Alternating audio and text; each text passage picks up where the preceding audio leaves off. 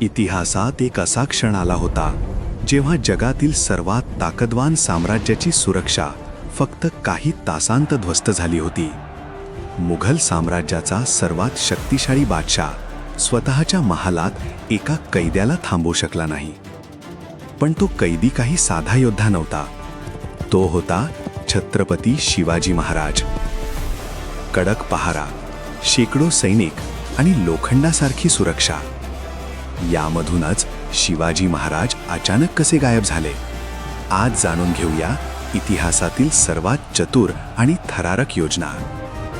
मुघल साम्राज्य आपल्या शक्तीच्या शिखरावर होतं आणि दिल्लीच्या गादीवर बसला होता कठोर आणि महत्वाकांक्षी बादशाह औरंगजेब.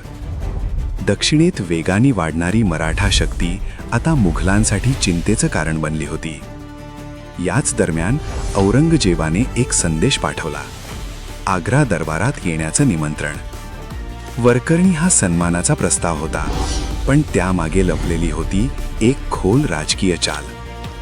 जेव्हा छत्रपती शिवाजी महाराज आग्रा येथे पोहोचले, त्यांना अपेक्षा होती एका महान योद्ध्याला योग्य असा सन्मान मिळेल. पण दरबारात त्यांना मुद्दाम लहान सरदारांच्या रांगेत उभं केलं गेलं.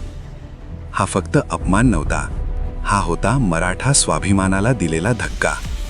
क्रोधित आणि अपमानित होऊन शिवाजी महाराज दरबारातून बाहेर पडले आणि त्याच क्षणी सन्मानाचं निमंत्रण नजरकैदेत बदललं. याच ठिकाणाहून सुरू झाली इतिहासातील सर्वात धाडसी सुटकेची कथा. आग्रा दरबारातील घटनेनंतर छत्रपती शिवाजी महाराज यांना तात्काळ कडक निगराणीखाली ठेवण्यात आलं. महालाभोवती मुघल सैनिकांचा कडक पहारा होता. येणाऱ्या जाणाऱ्या प्रत्येक व्यक्तीची तपासणी होत होती. प्रत्येक हालचालीवर नजर ठेवली जात होती. प्रत्यक्षात हा सन्मान नव्हता, तर ही होती नजरकैद. मुघल सम्राट औरंगजेब हे जाणून होता की शिवाजी महाराज फक्त एक योद्धा नाहीत, तर असामान्य बुद्धिमत्तेचे रणनीतिकार आहेत. म्हणूनच सुरक्षा इतकी कडक होती की पळून जाणं जवळपास अशक्य वाटत होतं. पण इतिहास साक्षी आहे, जेव्हा एखादा महान योद्धा संकटात असतो तेव्हा त्याची सर्वात मोठी ताकद त्याची बुद्धीच बनते. याच ठिकाणाहून शिवाजी महाराजांनी आपली सर्वात चतुर योजना आखण्यास सुरुवात केली. त्यांनी हळूहळू आजारी असल्याचा बहाणा सुरू केला आणि इथूनच मुघलांच्या सुरक्षेत पहिली भेग पडू लागली. आता वेळ आली होती एका अशा योजनेला अंजाम देण्याची जी इतिहासात कायमची नोंदली जाणार होती. छत्रपती शिवाजी महाराज आजारी असल्याचा बहाणा करत राहिले. काही दिवसांतच त्यांनी गरीब आणि साधूंना दान म्हणून मिठाई पाठवायला सुरुवात केली. दररोज मोठ्या मोठ्या टोपल्या महालातून बाहेर जाऊ लागल्या. सुरुवातीला मुघल सैनिक प्रत्येक टोपलीची कडक तपासणी करत होते, पण जसजसे दिवस गेले त्यांना हे सगळं सामान्य वाटू लागलं. तपासणी हळूहळू कमी झाली आणि मग आला तो दिवस ज्याने इतिहास बदलला. एका मोठ्या टोपलीच्या आत शांतपणे लपले होते छत्रपती शिवाजी महाराज आणि संभाजीराजे. मुघल पहारेकऱ्यांनी कसलाही संशय न घेता ती टोपली बाहेर जाऊ दिली आणि अशा प्रकारे कडक सुरक्षा, शेकडो सैनिक आणि मुघल साम्राज्याच्या पहाऱ्यातून शिवाजी महाराज आग्र्यातून बाहेर पडले. मुघल पहारेकऱ्यांनी याची खबर सुद्धा लागली नाही. सकाळ झाली. आग्रा किल्ल्यात सगळं काही नेहमीसारखं दिसत होतं, पण काही क्षणांतच एक बातमी वाऱ्यासारखी पसरली. कैदी गायब झाला होता. ही बातमी औरंगजेबापर्यंत पोहोचताच संपूर्ण दरबार स्तब्ध झाला.